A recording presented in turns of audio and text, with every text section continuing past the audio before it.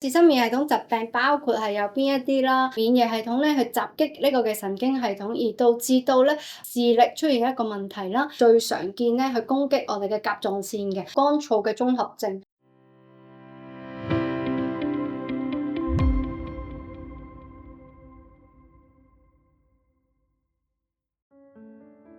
多發性嘅硬化症啦，咁佢係免疫系統咧去襲擊呢個嘅神經系統，而導致到咧有機會視力出現一個問題啦。同時間咧，亦都會有機會咧出現我哋嘅手指啊，或者係我哋一啲肌肉咧出現一啲麻木、麻痹嘅感覺嘅。咁呢一個咧最主要咧有機會係同呢個嘅病毒感染、交叉感染有關係啦，而導致到咧我哋嘅免疫系統突然間出現一個嘅煩亂嘅問題嘅。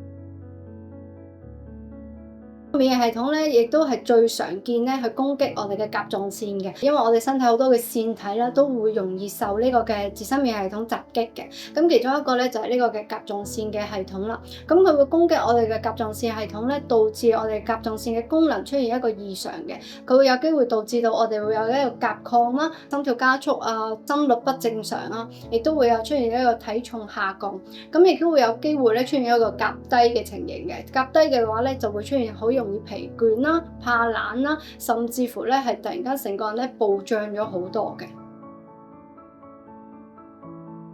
而另外一個嘅自身免疫系統嘅疾病咧，就係一個叫乾燥嘅綜合症。咁乾燥嘅綜合症咧，佢主要咧就係攻擊我哋身體嘅一啲外分泌腺啦，包括係呢個淚腺啦、口水腺，而導致到咧我哋會有口乾啦、眼乾啦，甚至乎咧好多嘅消化液咧都冇辦法去分泌到出嚟嘅。